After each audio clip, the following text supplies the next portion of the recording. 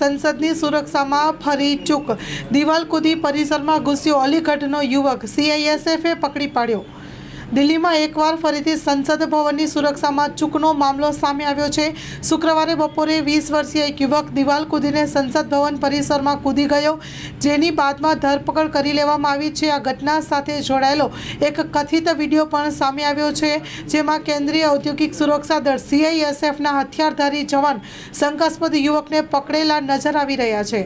સીઆઈએસએફના સૂત્રોના જણાવ્યા અનુસાર તપાસ દરમિયાન યુવકની પાસે કોઈ વાંધાજનક વસ્તુ મળી નથી, તેને દિલ્હી પોલીસને સોંપી દેવામાં આવ્યો છે।